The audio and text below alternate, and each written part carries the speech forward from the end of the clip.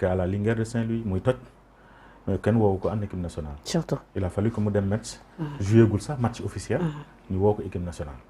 Bamba Dieng daaw la fi jógee jàmbaar dem Marseille mosuñ ko woo léegi dem na Marseille ma nga toj alors que fii tamit mu ngi doon toj mu toj na fi rek bon il faut ñu woo ko woo nañ ko c'est bien ñu woo leen. par contre bi nga xamante ne d'accord ma ci te kenn mënu ma ko d'accord loo tey mënu ma ci d'accord ëllëg et je suis foncièrement contre te dama jàpp ne mën naa ko assimiler à une autre trahison ci convocation Bouna Sarr. lu tax Bouna Sarr n'est pas sénégalais. Bouna Sarr a insulté tous les Sénégalais. Aujourd'hui, c'est ce Bouna Sarr qu'on appelle en équipe nationale. Je ne suis pas d'accord et je ne serai jamais d'accord et dinaa ko contre ba contre fu mu yem lu ma ci mën dinaa ko def. Pour ce cas précis man personnellement je ferai li ma mën dinaa ko def. mais je ne serai jamais d'accord ak convocation Bouna Sarr. mais est-ce que mën apporter dara. non il ne s'agit pas d'apporter. loo nekk meilleur quand tu ne veux pas de ça waroo ci bokk warul bokk suñu équipe nationale. Sa sortie du 2 novembre 2018 ba léegi ça résonne dans la tête des gens. Il a fait une interview dans le journal La Province muy naan moom il n'est pas sénégalais il n'est pas guinéen et il attend la convocation de la France. Il sait que beaucoup seront déçus en Afrique mais il ne vient jamais il n'est pas sénégalais il ne vient pas en équipe nationale. kooku nga koy convoquer tey en équipe nationale du Sénégal. Je l'avais dit avec Mbaye Niang. Qu'est-ce que l'avenir m'a donné raison.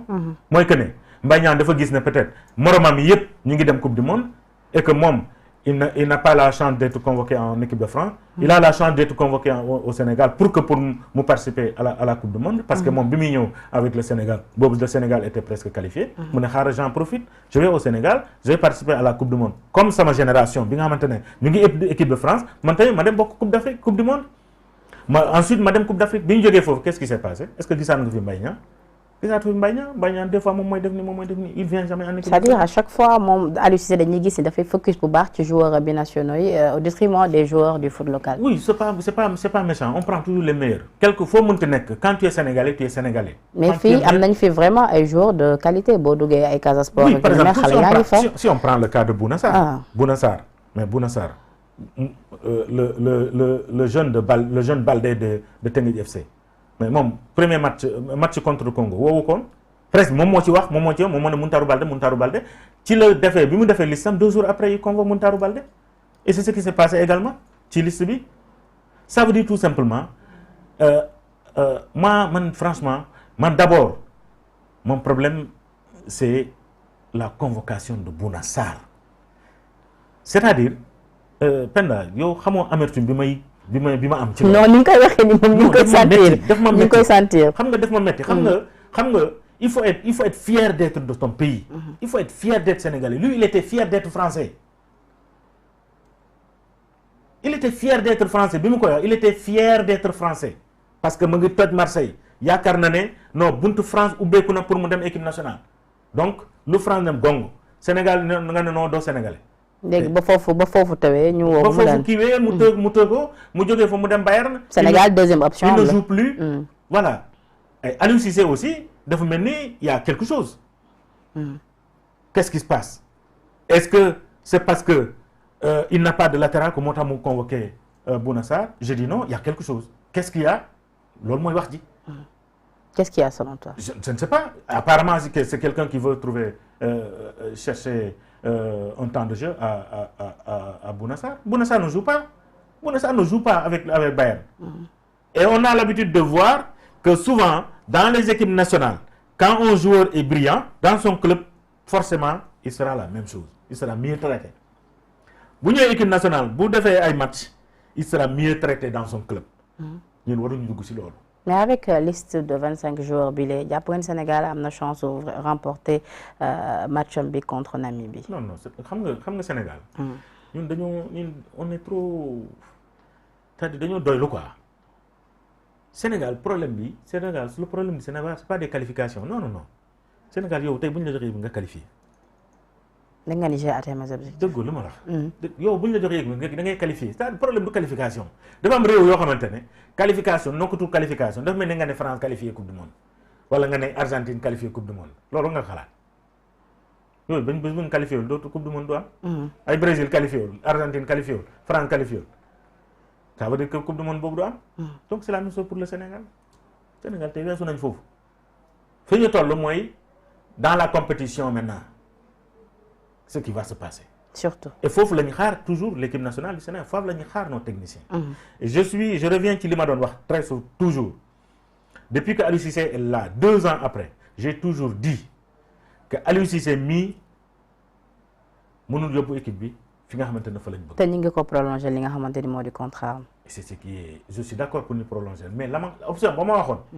ba léegi dama ciy ngoy. mais est-ce que koo xamante ni tamit peut-être deful mën nañ ko jàppee noonu résultat bu xamante ni vraiment c'est palpable kooku waroon nañ toog jamono jëlee di ko yokkal ay contrat am di ko prolonger pour 2 ans. non c'est la situation bi situation bi dafa gàtt. pour nga dem nga def jël entraîneur wala ne gars yi postuler pour nekk entraîneur ainsi de suite c'est une procédure longue. mais est-ce que mën nañ xaarandi ci moom jamono jëlee résultat ci côté coupe du monde ak coupe d'Afrique defuñu ko bi ñu ko waroon def waroon nañ xaar tey c'est-à-dire coupe d'Afrique bi ñu génnoon bi ñu jógee foofu la ñu war a càmbar li nga wax ni yëpp fa lañ ko waroon def mais étant donné que defuñu ko nag toll nañ fii dama ne woon bu yàgg nañu adjoindre Aliou Cissé quelqu'un qui un autre entraîneur koo xamante ne véritablement xam na football mën na mais mënuñu bàyyi Aliou Cissé comme ça seulement l'équipe du def résultat après ñu bàyyi ko foofu. surtout beneen aussi li ma ciy jàngat. je ne sais pas si c'est le cas mais je crois à ma presse bu ñu ne Aliou Cissé a demandé à ce que ñu yokk salaire am il a le droit hein mais pour man nit da ngay doylu pour man nit ki aussi tu es aujourd'hui le Sénégalais le mieux payé tu es le mieux payé. Tu es blanchi, tu es logé, passeport diplomatique, tu voyages comme tu veux. 15 millions par mois. 15 millions par mois nga ne yokkal leen ma ko. pour man li ñu doon wax nañu jël sénégalais finalement ñu génn ci loolu. parce que le patriotisme apparemment amatul. beneen bi ñu ne ko da ngay signer contrat pour jël coupe d'Afrique mu ne moom du signer contrat pour jël coupe d'Afrique. parce qu'il est incertain certainement. bon man pour man tey.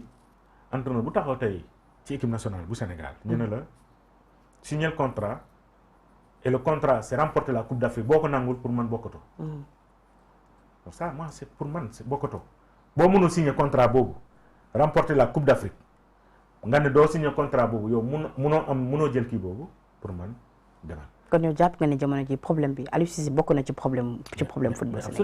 absolument aujourd'hui je pense que je l'ai toujours dit Aliou Cissé li mu am ci équipe waroon na mën a weesu fii je pense que là aussi tout le monde est unanime et que aujourd'hui li ñuy produit ci football ne reflète pas aujourd'hui ci li ñu am ci équipe surtout par rapport ak loolu Samb problème mu sénégalais yu bëri mooy que dañuy faral di gis ni équipe nationale bu Sénégal dañu am problème bi tamit bokk na ci bañ a remporter ay trophées c'est-à-dire équipe nationale bu Sénégal buñ ko comparé ak équipe nationale bu beach soccer ak suñu Lions yi ci wàllu basket ak suñu Lions yi tamit ci wàllu basket dañuy gis ni ñoom bokk nañu ci sport bi nga xamante ni fii si suñu réew farataal lañ leen tey dinañ teg mécanisme yi war à chaque fois pour ñuy mën a di dem ci nu mu waree di compétir ci nu mu waree te du ñu indi résultat quel est le problème lu tax équipe bu Sénégal mënul jël coupe. Ça c'est la grande question quand même que tout le monde se pose. Justement xam nga foofu moi je voudrais féliciter le ministère des sports ak la fédération parce que équipe nationale ñun fekkee nañ lu bëri parce que équipe nationale la mu musul am la am c'est-à-dire équipe nationale bi ngay wax ne nga naan dara manqué wul c'est-à-dire ñu toog loolu ñu ne yow lan moo la manqué ñu ne dara Sénégal fa la toll. Sénégal dara manqué wu ko ci voyage ci nekkin. ci match amicaux ci bëgg-bëgg lépp lu ñu bëgg équipe nationale am na ko alors que bu njëkk ba dañu am problème transport. dañu am problème de prime dañu am problème de logement. te bu njëkk ba ci lañ gënoon def résultat. ci boobu lañ doon gën a def résultat. mais tey tous les moyens sont mis à leur disposition pour ñu mën a def un bon résultat. te xale yaa ngi toj, tu prends un Gana bi nga xamante ni mu ngi def ses preuves au niveau de Paris Saint-Germain, nga jël benn Sadio Mané Angleterre mu ngi toj, c'est-à-dire am nañ vraiment élément yu war ci biir équipe bi. tey boo jëlee Afrique. boo jëlee Afrique secteur boo jël sénégalais moo fa ëpp. dañ dem jël gardien, le meilleur gardien aujourd'hui c'est Edouard Mendy mu nekk Chelsea. ñu dem ci défenseur yi le meilleur défenseur aujourd'hui, l'un des meilleurs défenseurs au monde aujourd'hui